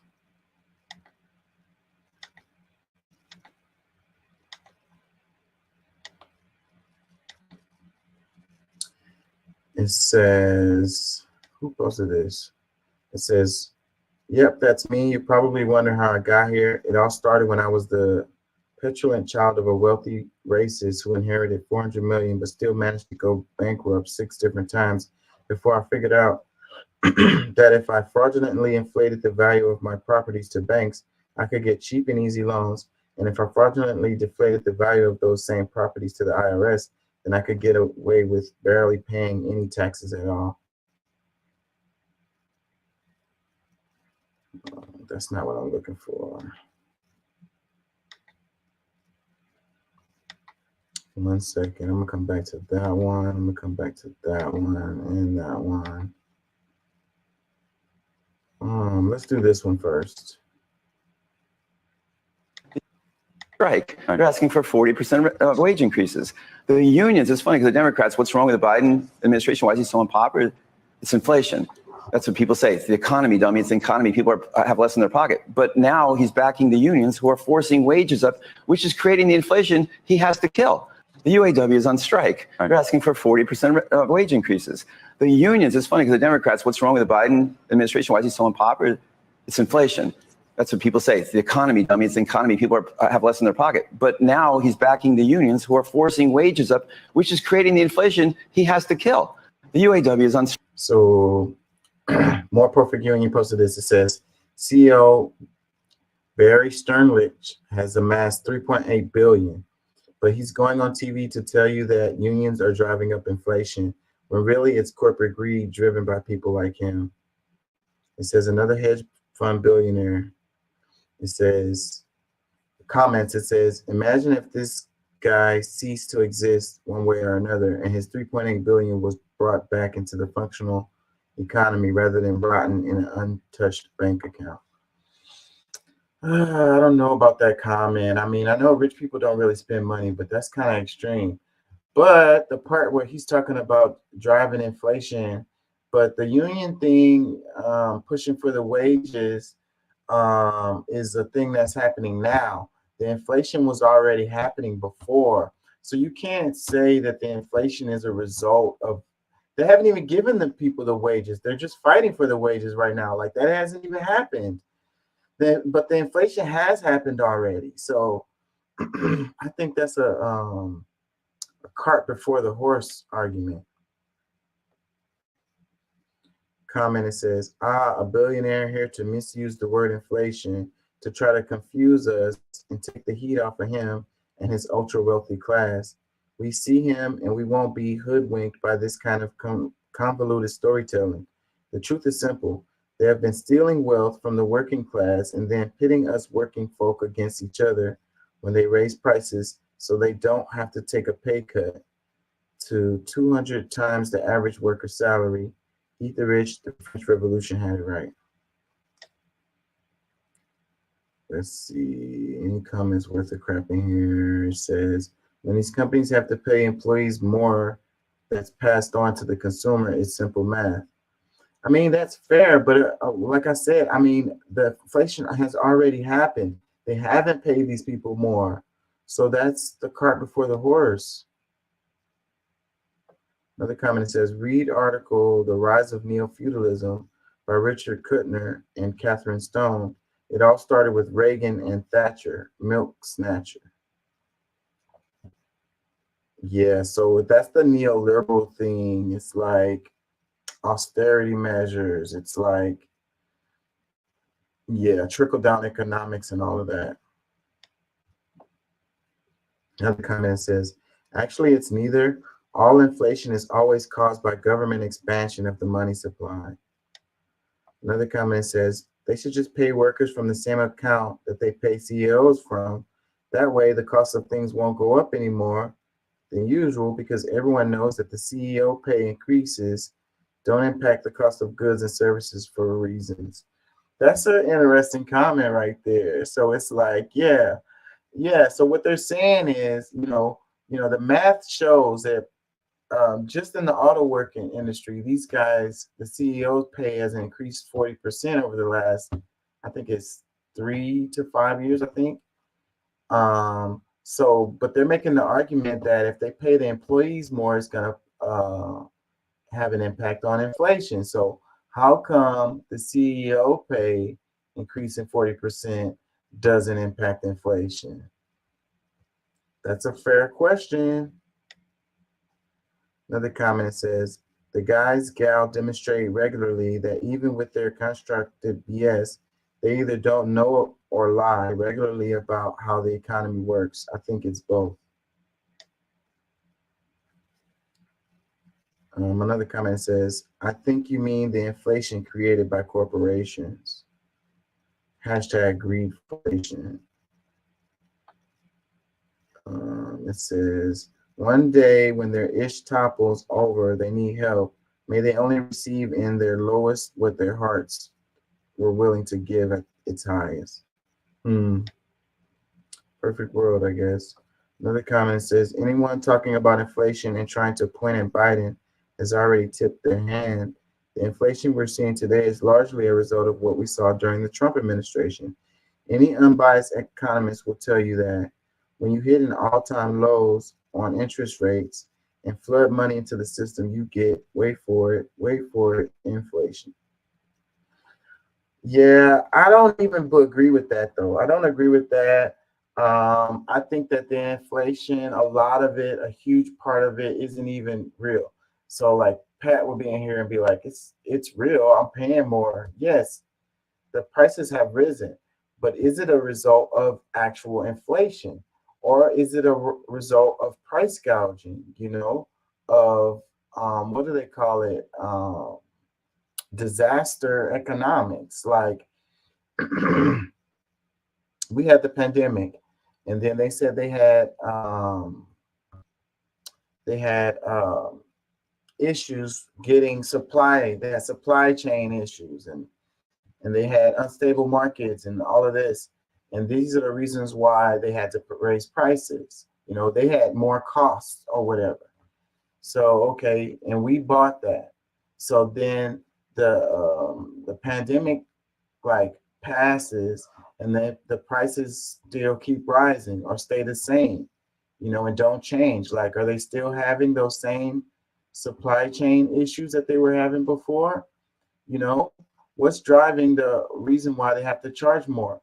So, but you could say, okay, well, you know, that things cost more, and that's the reason why they have to charge more. Okay, that's fair. Well, then why are you having record profits then? You look at the list of the big boys, and they all have had their greatest years this last year, and you know, this year and the year, you know. So if they're making all of this money, this is increase in profits. You know, where are those profits coming from? You know, and if you ask me, those profits are coming from these increased prices. So it's not costing them more for the stuff that they're doing. They just have increased the prices, and then it goes straight into their profit. And boom, then they're calling it inflation. If you got all of these monopolies and these people can get together in the back room and make decisions, fix these prices, then boom, that's what you get. Call me crazy. Okay, this is the one I was looking for. Let's check this out. That was very good. That last 5 minutes was outstanding because the judge essentially conceded that the statute of limitations that we won at the Court of Appeals is in effect. Therefore, about 80% of the case is over. I was going to come out and say that, as you know, we're not entitled to a jury, which is pretty unusual in the United States of America. So I think it's very unfair that I don't have a jury, but the judge's last statement was very fair. And if I read it right, I'll let perhaps one of the lawyers speak to it. Cliff, maybe you'll speak to it if you would. But the way I interpret that, and the way everyone else in the room seems to interpret that, is that the statute of limitations is a very real thing in this country. Well, I think that was very good. That last 5 minutes was outstanding because the judge essentially conceded that the statute of limitations that we won at the Court of Appeals is in effect. Therefore, about 80% of the case is over. I was going to come out and say that, as you know, we're not entitled to a jury, which is pretty unusual in the United States of America. So I think it's very unfair that I don't have a jury, but the judge's last statement was very fair. And if I read it right, I'll let perhaps one of the lawyers speak to it. Cliff, maybe you'll speak to it if you would. But the way I interpret that, and the way everyone else in the room seems to interpret that, is that the statute of limitations is a very real thing in this country. Well, I think. What is he talking about? So the caption, it says, I think it's very unfair. I don't have a jury. Trump, who doesn't have a jury because his lawyers elected not to have one. Is that what happened? So I don't really know what's the premise of this. So it's, it says Trump speaks after today's court session ends. So this is the one. This is the case related to the fraud. It's the fraud case. So I don't know. Let's read some comments. It says, great. Now his court will be screaming about rigged trial because of no jury, because they don't know how anything works. Another one that says his mouth and brain definitely not working together. His own lawyers asked not to have a jury. You know, I would say that, one thing I have to say is like him speaking, he's way more coherent. I mean, I don't want to sound like picking sides or whatever, but whenever I hear him, like right now, I hear him talking and, he's coherent, and we got other folks who be talking and I don't know the context of this, but as far as like him speaking coherently, he's speaking coherently.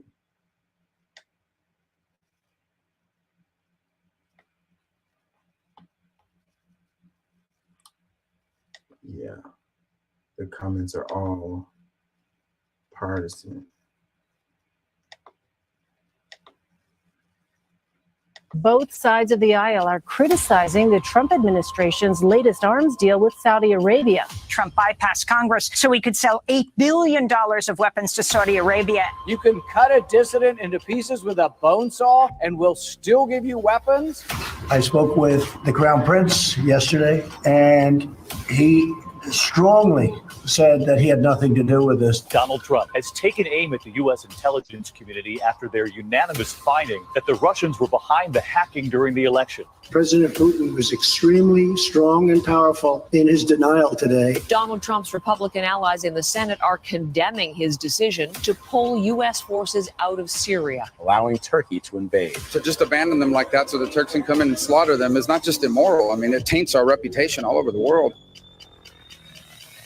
Trump has over $420 million in outstanding loans that are coming due. Questions about whether Donald Trump, as president, still owes foreign governments tons of money, which could compromise U.S. security. Trump's businesses are getting money from autocratic regimes in Turkey and the Philippines. Eric Trump, he said, we don't rely on American banks. We have all the funding we need out of Russia. I get along great with all of them. They buy apartments from me. They spend $40 million, $50 million. We've become very good friends. In Trump's first 2 years in the White House, his revenue from abroad totaled $73 million.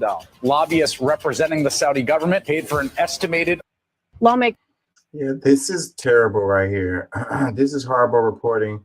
Terrible reporting. The only thing they got right was the Khashoggi thing, because that has kind of gone away, like it's like we're still cool with them after they killed, an American citizen. Like, that's kind of strange, I ain't gonna lie. So, but the rest of this is like, I mean, us getting out of Afghanistan and Syria or whatever, those are good things. I don't see what the hell the problem would be with that. I mean, why the hell are we having fighting all these wars all over the place for what? Or, are we under threat from these people? Are they gonna attack the United States or whatever? Like, you got the people talking about anti-war or whatever, but at the same time, when someone actually gets you out of the war, then, oh, we just abandoned our troops or whatever. It makes us look bad to the world or whatever. I call bullshit on that. I think that was a good move for Trump. The other part where they said the Russians were behind the hack in the election or whatever, that was debunked. That is all the way not true. There's no evidence to support that, no evidence to support that. So that's all the way bullshit. What else did they say?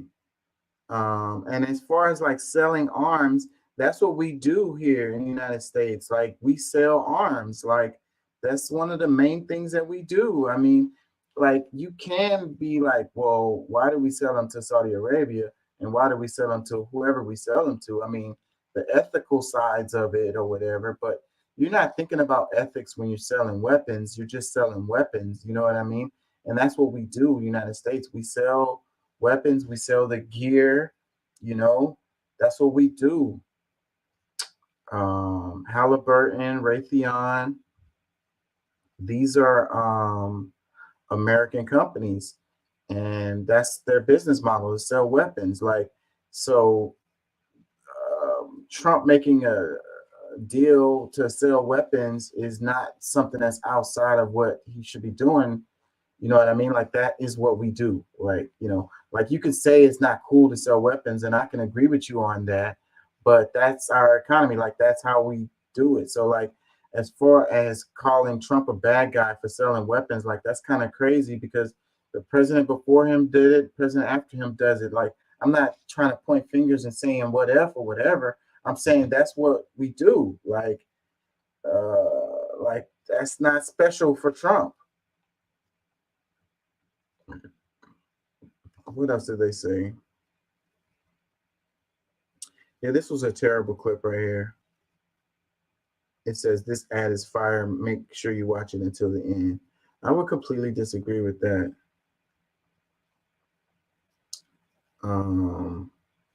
But that Khashoggi thing, that's kind of shady right there. Just, why are we so cool with Saudi Arabia? I would ask you that, That's kind of strange that we let them just like kill a citizen, like chop them up. They got video evidence. Nothing happened. It was like a hit sent by the Crown Prince, and nothing happened. Like, I don't know about that. That's strange to me. Let's play this. Almost certainly going to put himself up as a candidate for speaker again. And that may mean there's no one who can get 218 votes. Are you prepared to go through that possibility with no one getting 218 votes? Well, I would think that if it took Kevin McCarthy 15 rounds to become speaker, and after 8 months of a failed speakership, and after a successful removal vote, as your hypothesis would portend, that he would take a hint. There has not been an attempt to move to vacate a speaker since 1910.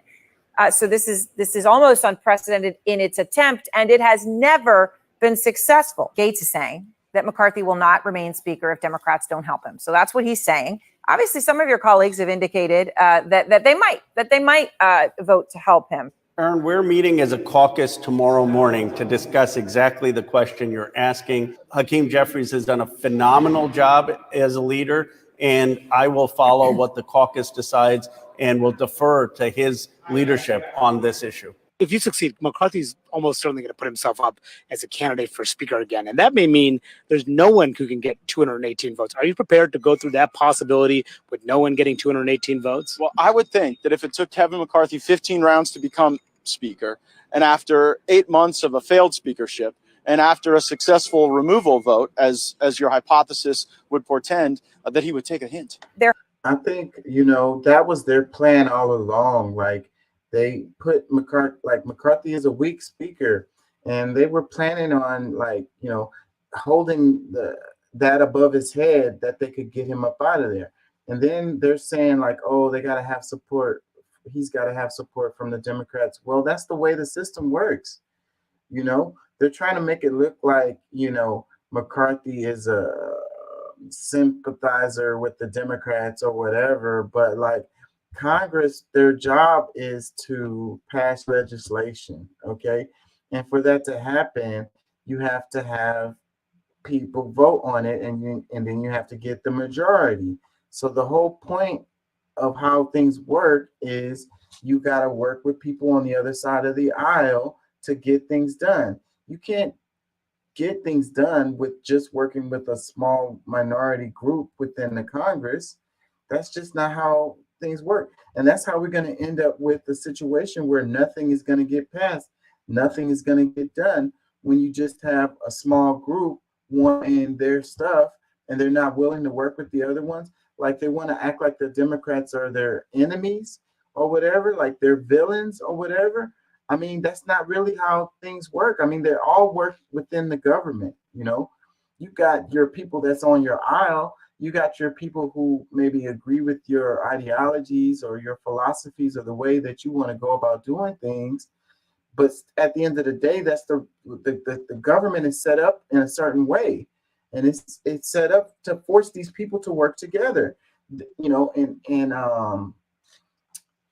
theoretically, that's supposed to get you to the best outcomes, so people have to compromise, to get things done. That way you don't end up with a super extreme left or a super extreme right or whoever. You got to have a consensus. So, they're like trying to set the stage for a completely unfunctional Congress.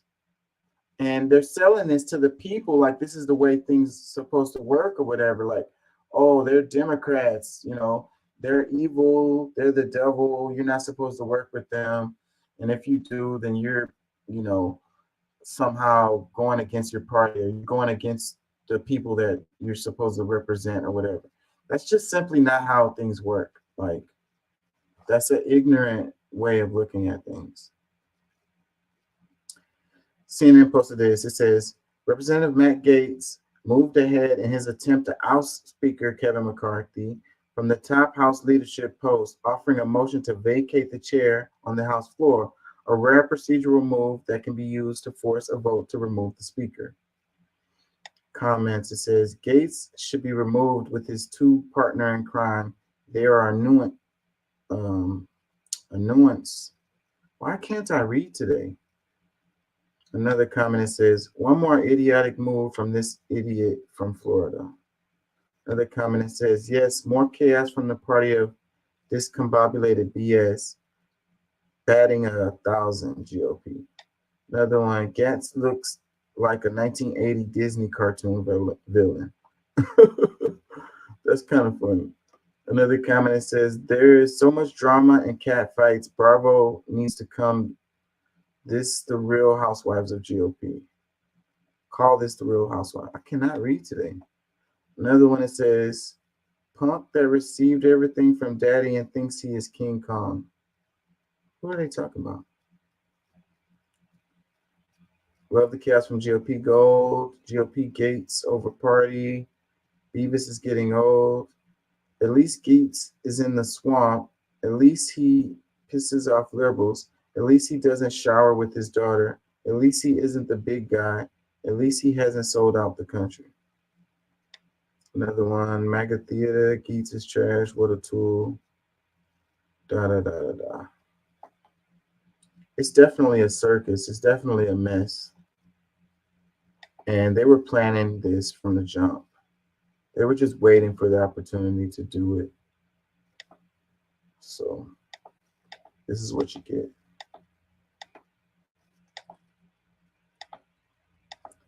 Let's see this one. It says Princeton University will be free to students of families earning less than $100,000 a year. That's interesting. Princeton University will be free to students of families earning less than $100,000 a year. Wow. Wow. It says Princeton University in New Jersey has announced that students from families earning $100,000 annually will no longer have to pay to attend. Previously, this full financial aid coverage was only for families earning less than $65,000. The cost of a year at Princeton is nearly $80,000. The financial aid expansion will also benefit families earning up to $150,000. The new financial aid scheme will be effective from fall 2023. Man, that's interesting to me. Like, I go to the University of Houston, and you know, I don't make no 100,000. So it said free. Wow. Man, I wish I could finish off. Like, I'm struggling right now. I got to pay out of pocket for the rest of my classes so that I can graduate. If somebody could just pay for these last couple classes for me, I'd be happy, man. Another comment, it says, yeah, but they won't admit the ones that don't. Dun, dun, dun. You know, I wonder how it works, because you have this thing that happened recently with the what do you call it? The I can't think straight.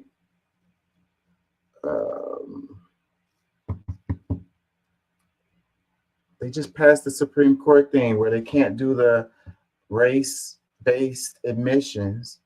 So I wonder, how does that affect this with the, you know, families making less than $100,000 a year?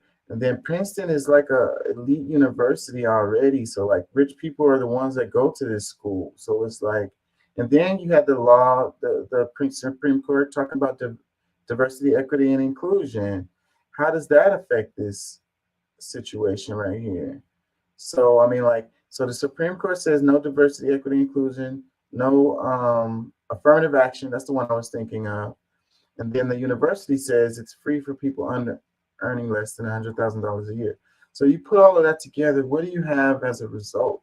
Do you end up with actual diversity, equity, and inclusion within the university, like superseding the Supreme Court? And how does it work with the pay? You know, who pays for these? It's gonna be financial aid. Okay, it's gonna be financial aid. But it's free though, so that's like getting a scholarship. Another comment that says, until we read those admission requirements, etc. So yeah, I mean, admission requirements. So I guess if you make the grade, you qualify, you get admitted, and then you submit information to show that your family makes less than 100,000, then it's like they give you a scholarship. Wow.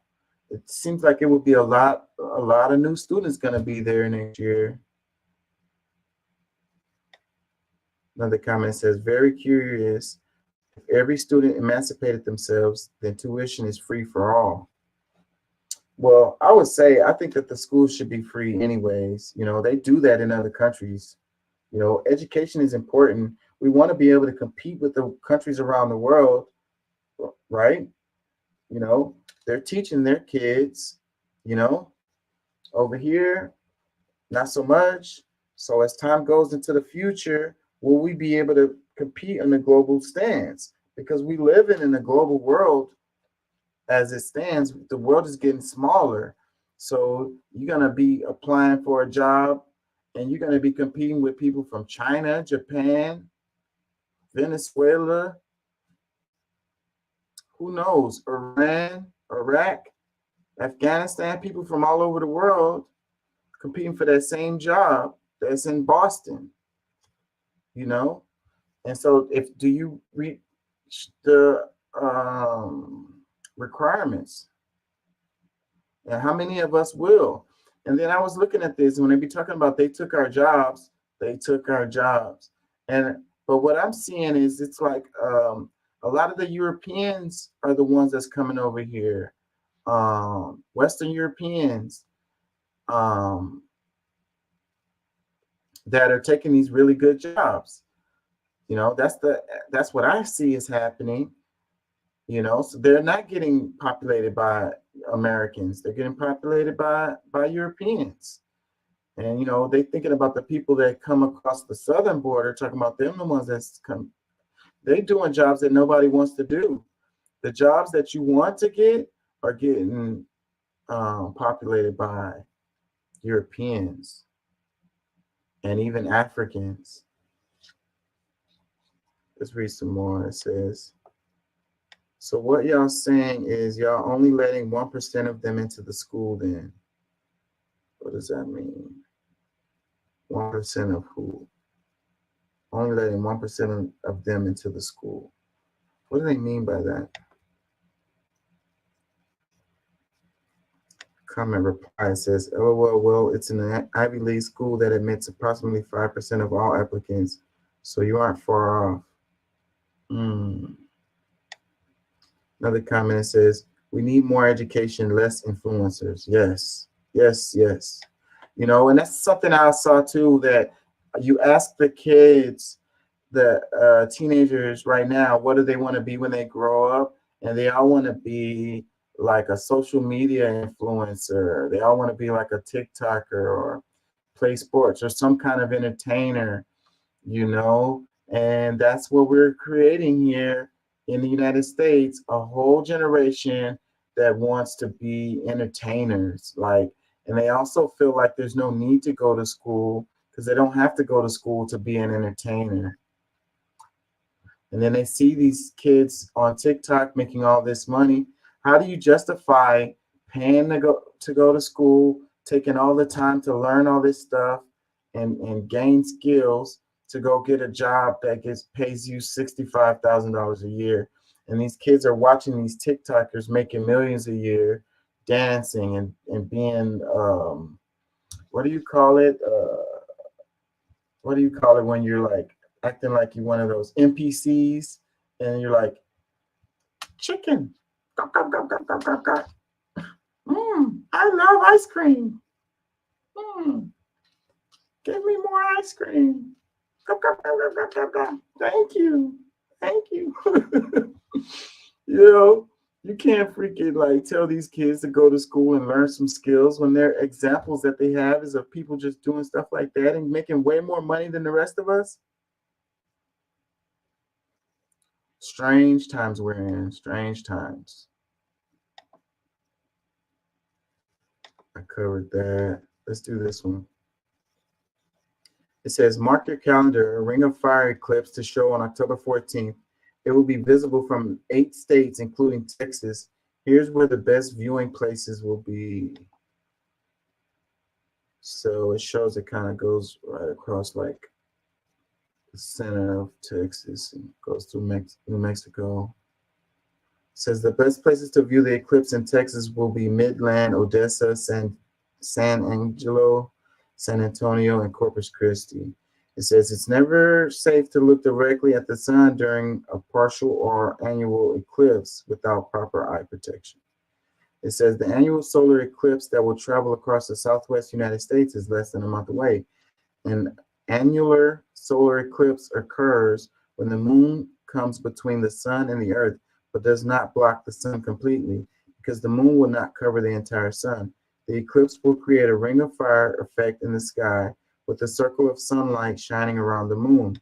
The eclipse will start traveling across the United States from Oregon toward the Texas Gulf and will be seen across parts of western half of the U.S. before it ends in Texas at 12:03 p.m.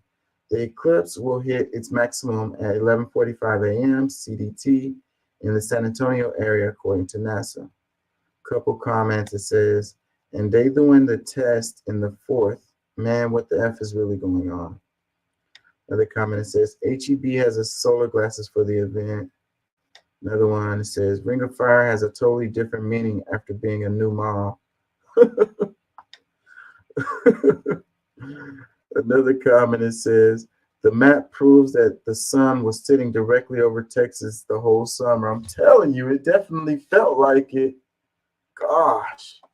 Another one, it says, you can search what time the eclipse will happen from your own side of town by searching, and they left a clip there. It says the NASA map shows the opposite path.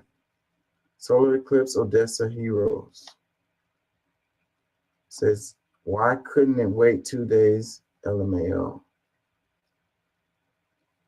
It says, so what you saying? It's going to be hot as fuck. Yeah, that kind of stuff is really cool. Really cool stuff right there. Pretty cool. If anybody gets some pictures, send them to me.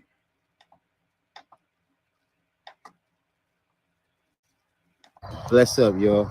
Let me show you something right here. You see these? Look, these bugs right here. Harlequin cabbage bugs. Some people call them harlequin bugs. Some people call them calico bugs. Some people call them fire bugs, but they can destroy your brassicas. They can destroy your kale. One of the best ways to control an invasion of this pest. Then get some soapy water, grab them. They like to move fast. Put the container right there under it so that it falls right in there. But put them inside of there. Any pesticides, that's bad for the environment. But even as far as natural ways, like some people like to use neem oil. The thing is, if I spray this with neem oil, I can't harvest from these for like 2 weeks. I want to eat these right away. I don't like to spray them with anything. That's why those over there, you see the row covers. Those row covers are actually creating a physical barrier between these harlequin bugs and the plants. But when they get this tall, it's too tall for my row covers to cover. So I have to get more involved in maintaining them. If you have a garden that's not that big, it's real easy for you to come out here for 15, 20 minutes and make them do what they do. I'm gonna give you a lot of game on how to grow food, maintain food, make it do what it do, and to grow your own garden club. So get in the Grow Your Own Garden Club so I give you these classes on how to grow food and feed yourself. Yo, stay rooted. Bless up, yo. Let me show you something right here. You see? Yeah, I like to grow too. That's why I follow a lot of these kind of accounts like this. And the little tips like this really go a long way when you go on your garden. And I don't like to use pesticides either. I like to use natural ways to do stuff. Like he didn't mention, but you could use like a lizard